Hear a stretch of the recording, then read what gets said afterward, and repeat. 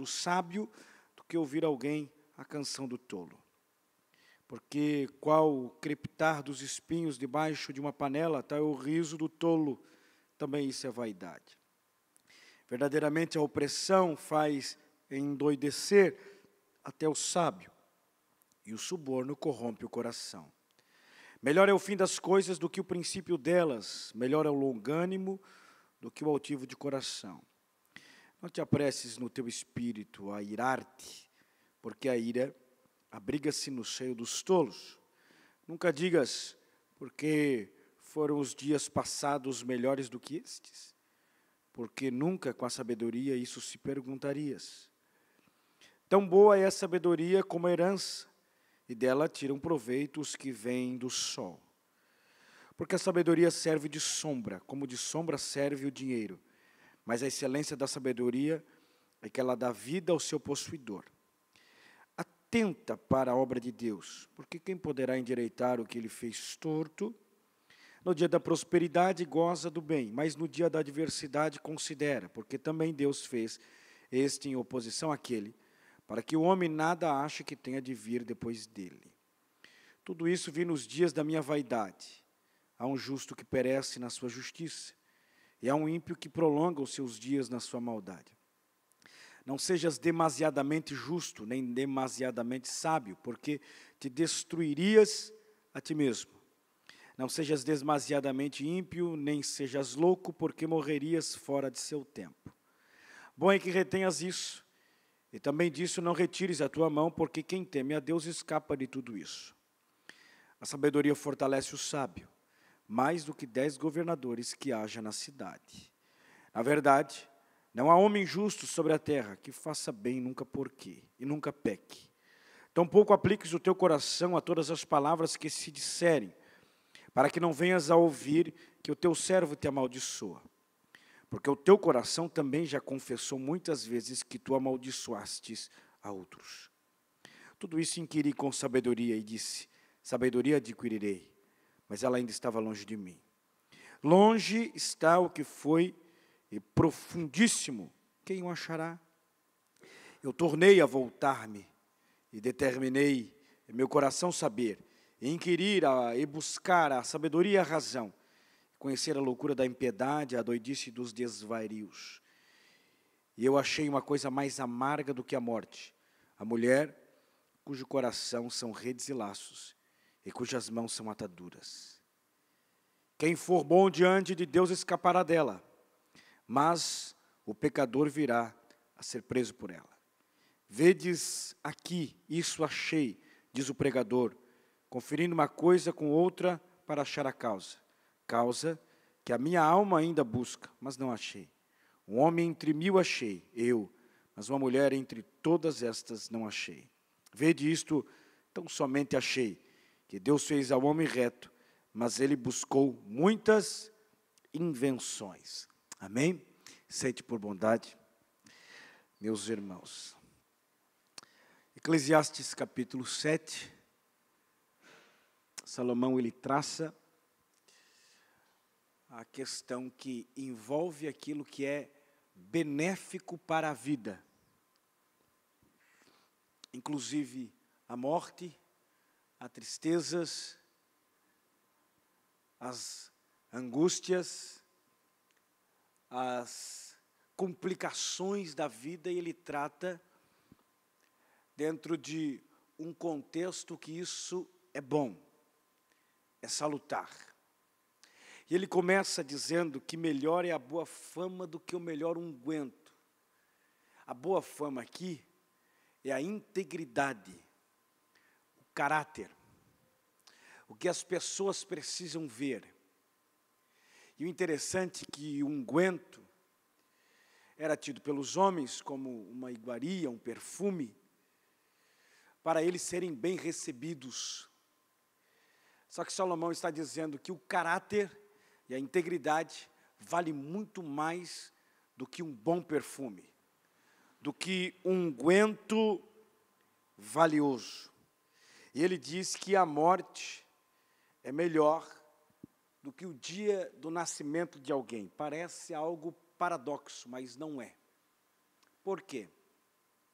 Porque para o cristão, para aquele que crê em Cristo, para aquele que crê em Deus, a morte não é o final, mas o início de uma vida eterna com o Senhor. Por isso que ele fala que a morte tem mais valor do que o dia do nascimento. Interessante que ele continua dizendo que é melhor estar no local, ou no ambiente de luto, do que no ambiente de banquete, de alegria, de contentamento. Porque nesses ambientes se observa o sentido e o valor da vida. No ambiente de festa, no ambiente de alegria, nós não conseguimos refletir a respeito da vida, porque estamos ali celebrando. E não conseguimos dimensionar perdas, ganhos, o futuro e todas as nuances que fazem parte da vida. Mas numa casa onde há luto, você pensa a respeito da vida. Você pensa a respeito daquilo que deve ser realmente vivido. A tristeza tem a sua boa conotação. As angústias da vida têm a sua boa conotação, porque nos tornam mais próximos do Senhor, nos tornam mais próximos de Deus. Quando eu ouço uma repreensão de alguém, isso para mim é bom, isso para mim é importante, porque é melhor eu ser repreendido do que ser abraçado ou aplaudido pelos bajuladores. Então, no ambiente de luto, você pensa. No ambiente de luto, há repreensão a respeito da vida. O que eu estou fazendo com a minha vida? Num ambiente coletivo, de vez em quando, alguém vai nos exortar. Isso é benéfico para a minha alma. Eu preciso ouvir as repreensões. Verso 5. Melhor é ouvir a repreensão do sábio do que ouvir alguém a canção do tolo. É melhor alguém lhe repreender seus erros, e lhe chamar a pensar e a refletir a respeito disso, do que você ser aplaudido e bajulado, inclusive pelos seus próprios erros, inclusive pelos seus próprios desvios. Então Salomão, ele vai tratar, logo nos primeiros versículos, a respeito da tristeza em contraste com o riso. Lembrando que Salomão aqui não está dizendo que nós não podemos nos alegrar. Tanto é que ele fala lá no capítulo 3 que nós devemos nos alegrar, gozar a vida. Mas Salomão aqui está tratando a respeito da consciência da vida. Tratando a respeito daquilo que a vida deve ser. Inclusive, o dia mau me ensina. O dia de luto me ensina. As tristezas me ensinam. As angústias da alma me ensinam. A vida é um propósito de ensino. Eu particularmente aprendo com tudo aquilo que está à minha volta. Mas ele continua, e ele vai falar a respeito do homem atentar para as obras de Deus. Melhor é o fim das coisas do que o princípio delas. Se nós olharmos e atentarmos para esse verso, verso 8, nós vamos ter um bom exemplo nas Escrituras. O exemplo de Saul. Começou muito bem, terminou muito mal. Saul foi escolhido por Deus.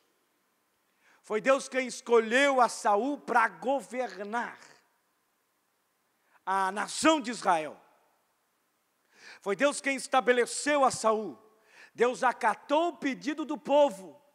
O povo queria um rei. E Deus acatou o pedido do povo. Só que Saul foi escolhido por Deus.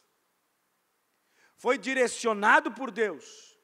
E começou muito bem, não contando as estratégias iniciais, e preservando aquilo que o Senhor tinha falado a ele através de Samuel, ao seu parente próximo, ao seu tio. Lidando com o desprezo daqueles que olharam para ele. E ele não olhou para o desprezo, mas confiou em Deus. Mas, conforme a sua vida ia andando, o seu reinado e a sua vida com Deus foi perdendo a direção. E ele foi se desviando do propósito e acabou sendo morto.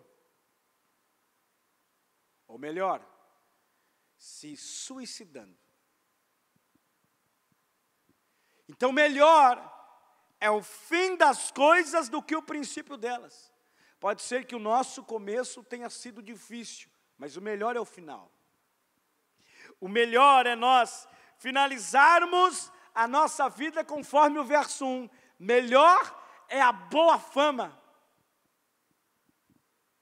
Melhor é uma morte com Cristo. Melhor é findar os dias em Jesus do que começar bem e terminar no inferno. Do que começar bem, mas não ser contado nas fileiras da eternidade. Mas ele continua, e ele dá alguns conselhos para nós. Não te apresses no teu espírito a irar-se. Quando nós olhamos para Tiago é o provérbio do Novo Testamento. E ele trata a respeito da ira. Pronto para ouvir, tardio para falar e tardio para se irar. Você até pode se irar. A questão é a ira te dominar. A questão é a ira controlar teus sentimentos, emoções e vontade. Um homem irado, ele faz coisas maquiavélicas. Um homem irado, uma mulher irada, ela fala coisas além da conta. Coisas que não precisava falar, coisas que não era o tempo para falar, mas foi dominada pela ira, que acabou falando coisas que não era para ser falado. E Salomão está dizendo, não apressas o teu espírito a irar-se.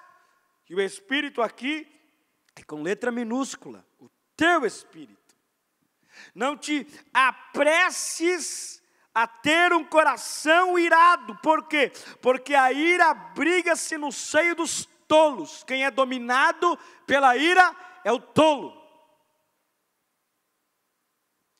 Que não tem direção, que não tem sentido para a sua alma, que não tem sentido para a sua vida.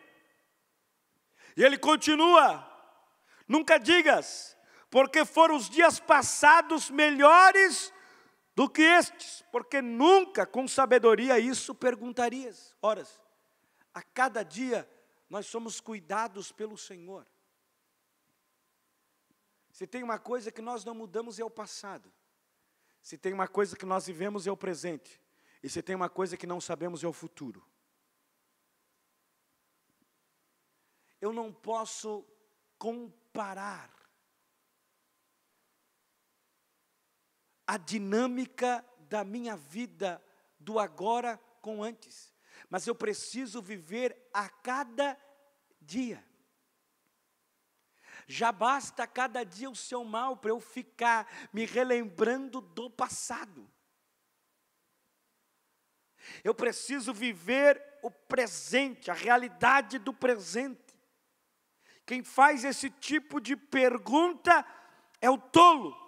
Porque a sabedoria, ou aquele que vive num processo de sabedoria, jamais perguntaria ou ia fazer esse tipo de pergunta.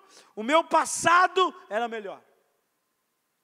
Parece que eu vejo os israelitas no deserto. Por acaso não tinha cebola para a gente comer no Egito? Por acaso não tinha tumbas para nós falecer lá no Egito, ou para ser sepultado, melhor dizendo, lá no Egito? Para você, Moisés, nos trazer para esse deserto e a gente perecer e morrer nesse deserto? O povo saiu do Egito, mas o Egito não saiu do povo. O passado nunca será comparado ao teu presente. Deus sempre tem coisas melhores para nós.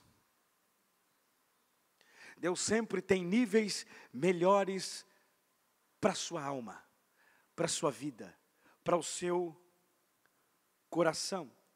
E o interessante é que no verso 13 ele diz: atenta para a obra de Deus, porque quem poderá endireitar o que ele fez torto? Ora, quem poderá nivelar a sabedoria de Deus com a realidade humana? Quem pode equacionar isso? Ou quem pode comparar a sabedoria do homem com a sabedoria divina, sendo que a sabedoria humana é limitada, é temporal? E ele continua: no dia da prosperidade, goza do bem, se alegre. Mas no dia da adversidade, considere. Não reclame, não murmure, mas considere o dia de adversidade como um processo de aprendizado, de crescimento. Também Deus fez este em oposição a ele, para que o homem nada ache que tenha de vir depois dele. O homem não tem entendimento a respeito daquilo que virá no seu futuro, a não ser sobre aquilo que está escrito. E Deus fez tanto o dia da alegria, como também criou o dia da adversidade. Quem fez Jó passar pelo processo da adversidade foi Deus. Embora Satanás trouxe todos os complexos de adversidades para Jó, porém, a determinação foi divina. Deus, Ele transmite a alegria, os dias bons, os dias de bênção, como também determina os dias maus. O dia da adversidade, o dia ruim. Nem sempre você está bem. Nem todos os dias você está com um sorriso aberto, largo. Há dias de tristeza, de indecisões, de dor, de lamento. Inclusive, nesses dias, Deus também está. Dias de dúvidas, dias de inquietações, dias de choro.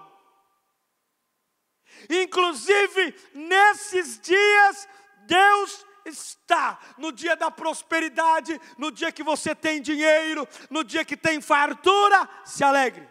Mas no dia da adversidade, no dia da necessidade, considere. No dia que tem dinheiro na conta, para você usufruir, se alegre. Mas no dia que não tem dinheiro na conta, considere. No dia que tem carne sobre a mesa, se alegre.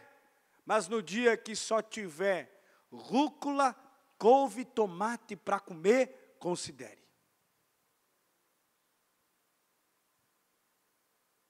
A nossa vida, ela é feita de altos e baixos. Nem sempre vocês vai estar celebrando no alto do monte a vitória. De vez em quando, todos os anos, você vai estar no vale das batalhas, no vale das tribulações, no vale dos gigantes, enfrentando gigantes, lutando contra eles para atingir o monte. E isso você deve considerar. Considere tanto o dia ruim e considere também o dia bom. As duas vertentes fazem parte da determinação de Deus para a nossa vida. E tudo isso faz parte da nossa alma. Ele continua, se ele está tratando para que nós possamos nos atentar para as obras de Deus agora, ele vai dizer que nós não podemos ser demasiadamente justo nem demasiadamente sábio. Parece que é um paradoxo aqui. Mas esse texto, do verso de número 16, eu tenho que ler ele junto com o capítulo 3 e o versículo 7 de Provérbios. Abra sua Bíblia aí. Provérbios, capítulo 3, versículo de número 7. 3 e 7 de Provérbios. Não sejas sábio a teus próprios olhos. Teme ao Senhor e aparta-se do mal. Ora, o que Eclesiastes, no capítulo 7, o que Salomão está nos dizendo, à luz daquilo que ele já tinha escrito em Provérbios, sendo que Eclesiastes ele está escrevendo na sua velhice, Provérbios na sua meia-idade. Então ele já tinha falado a respeito da sabedoria na convicção humana, na convicção terrena. E aqueles que se julgam ser sábios aos seus próprios olhos, estes se destruirão. Estes não prevalecerão. O homem, ele depende da justiça que vem de Deus, para regenerar o seu coração, para trabalhar o seu coração. E ele depende igualmente da verdadeira sabedoria que vem da parte de Deus para compreender a sua palavra. A sabedoria humana, ela é destrutiva, uma hora termina, uma hora acaba, mas a sabedoria que vem do alto, além de ela ser divina, ela é atemporal, ela não finda, ela não termina. Aonde eu devo colocar o meu coração? Aonde eu devo, Tiago, aplicar o meu coração? Na sabedoria que vem do alto. Se eu não estou enganado, é Tiago que fala sobre a sabedoria que vem do alto. Tiago, abra sua Bíblia aí. Vamos tentar encontrar. Eu tenho dificuldade só de gravar. Eu sei que está na Bíblia. Mas leia em voz alta 3 e 13. Leia em voz alta. Isso. Quem dentre vós é sábio ou inteligente? Mostre pelo seu contrato as suas obras em mansidão de sabedoria. Mas se tendes amarga inveja e sentimento faccioso em vosso coração, não vos glorieis, nem mintais contra a verdade. Essa não é sabedoria que vem do alto, mas é terrena, animal e diabólica.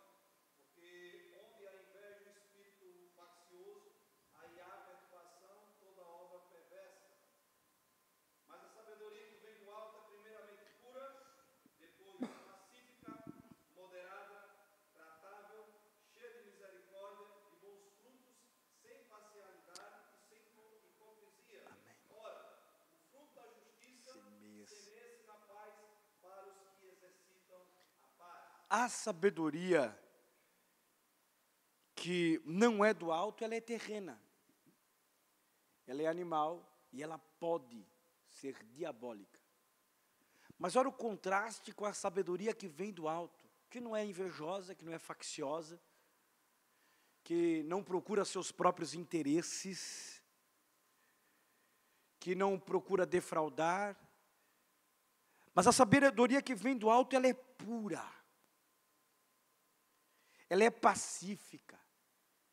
Ela é moderada. Ela é tratável, cheia de misericórdia e de bons frutos. Por isso que Salomão está dizendo que não sejas demasiadamente justo, nem demasiadamente sábio. Isso aqui não quer dizer que você não tem que buscar a sabedoria. Não, ele está falando a respeito desta sabedoria humana. Desta sabedoria terrena que ele trata em Provérbios 3, 7. E esta sabedoria, ela auto se destrói. Ela finda, ela termina, ela acaba. Mas ele continua. A sabedoria, lá no verso 19, a sabedoria fortalece o sábio. Que sabedoria é essa? Sabedoria que vem do alto. E esta sabedoria, ela é mais especial, mais alta do que 10 governadores que haja na cidade. Essa sabedoria, ela não é buscada em faculdades, em cursos, em mestrados, doutorados. Esta sabedoria, ela é buscada em Deus. Esta sabedoria, ela é buscada na palavra de Deus. Esta sabedoria, o leigo recebe. Esta sabedoria, o iletrado recebe. O irmão que só sabe ler as Escrituras, porque se der outro livro para ele, ele não sabe ler. Mas se der a Bíblia para ele ler, ele sabe. Esta sabedoria não é para doutores formados, não. Esta sabedoria é para aquele que aplica o seu coração em Deus. E quem aplica o seu coração em Deus tem essa sabedoria pura, tratável. Quem recebe esta sabedoria é tratável, não é rixoso. É tratável. Ele sabe receber a exortação, a repreensão, as palavras que corrigem. E ele entende que isso faz bem para a sua alma e para a sua vida diante de Deus. Natã, quando foi diante de Davi, ele revelou para Davi o seu pecado. E Davi podia muito bem ter perseguido a Natã, aplicado um cruel fim a Natã. Mas Davi ouviu a repreensão, a profecia, e clamou ao Senhor por misericórdia. Esta sabedoria faz com que eu ouça a voz de Deus, quando Deus usa alguém para me corrigir, para me repreender, ela é tratável. E daí ele continua: na verdade não há homem justo sobre a terra que faça bem e nunca peque. Esse texto não tem nenhuma contradição com o Jó. Quando Deus olhou para Jó e falou que Jó era um homem justo, reto. O texto tem tudo a ver, isso que Paulo escreveu muitos anos depois de Salomão. Romanos, no capítulo 3, verso 23, diz que todos pecaram e destituídos estão da glória de Deus. Ora, ninguém consegue atingir a Deus por seus próprios méritos. Ninguém consegue ser justo diante de Deus por suas próprias obras. É Deus quem nos justifica. É Deus quem nos declara justo. Todos os homens estão destituídos da glória de Deus, da justiça de Deus, até Deus o declarar justificado. até Deus o declarar justo. Enquanto você não conhecia Deus, enquanto você não conhecia a salvação em Cristo, você não era justo e nem havia sido justificado. Mas você estava destituído, longe. Mas quando você reconheceu os seus pecados, através da ação poderosa de Deus em salvar a sua alma, Ele te declarou justificado. E você se tornou justo. O ponto de vista que Salomão está tratando é que o homem, diante de Deus, não é justo. E Romanos trata a respeito disso, de que o homem foi destituído, horas, o homem não encontra justiça se o Senhor não aplicar justiça nele. Se o Senhor não aplicar justiça à alma dele. Mas ele continua, o texto é longo, e nós já estamos indo para o final.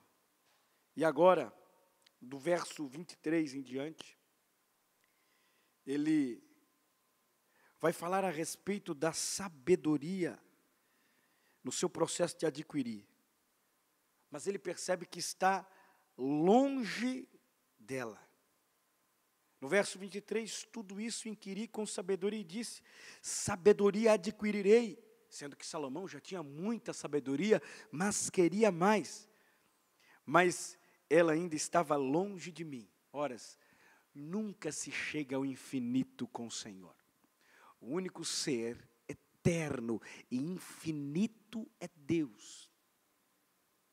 O homem, como Salomão, pode receber muita sabedoria, como de fato recebeu.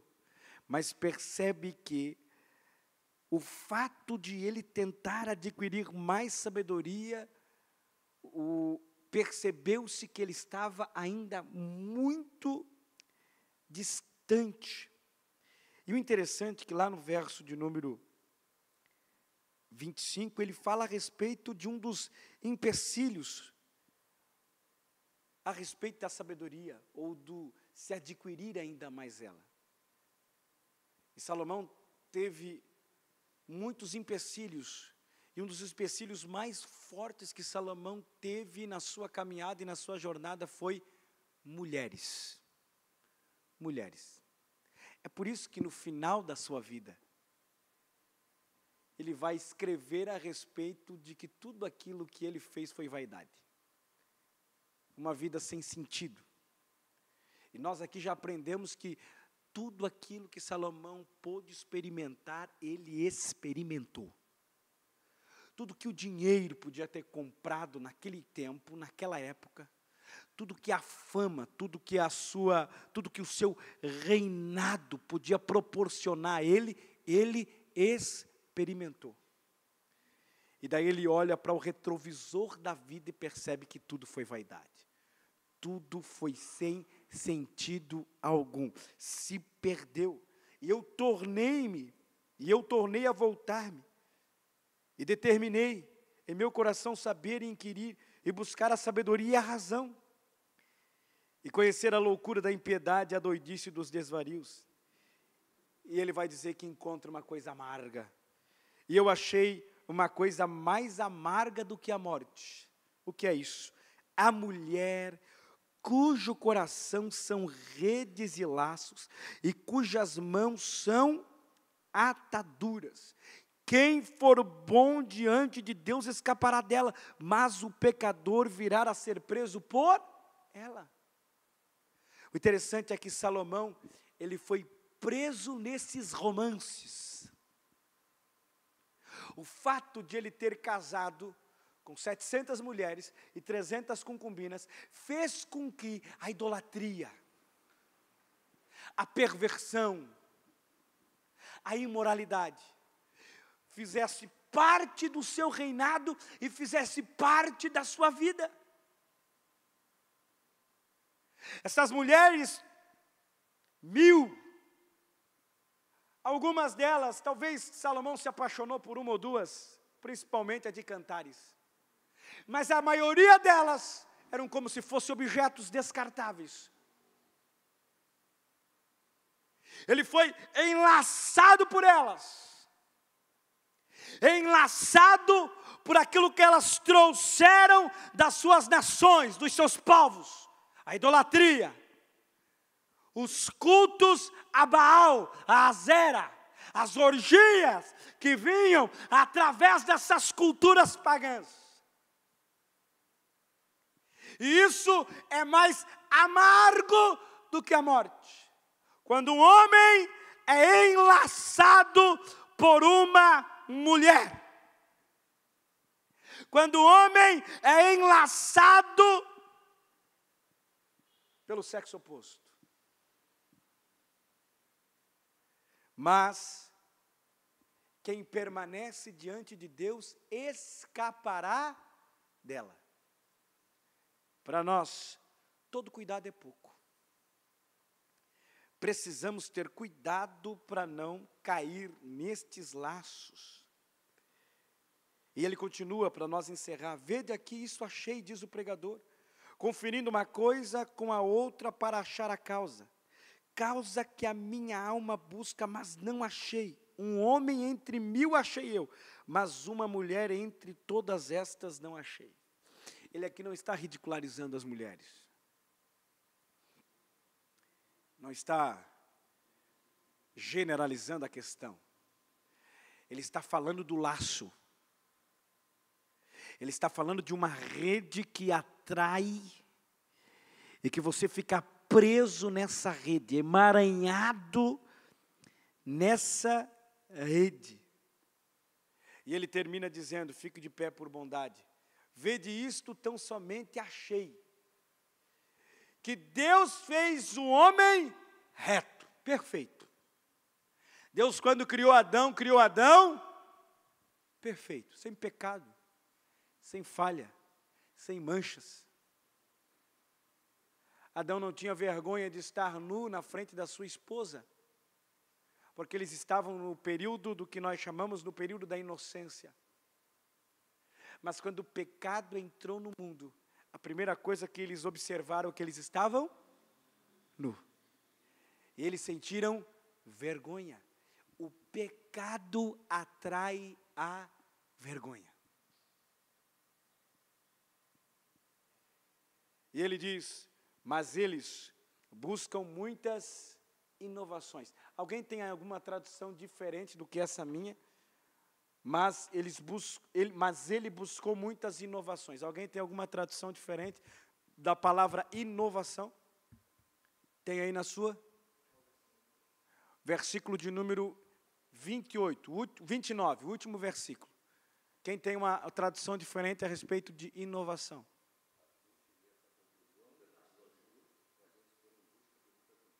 Muitas intrigas, muitas astúcias, muitas invenções. Mais o quê?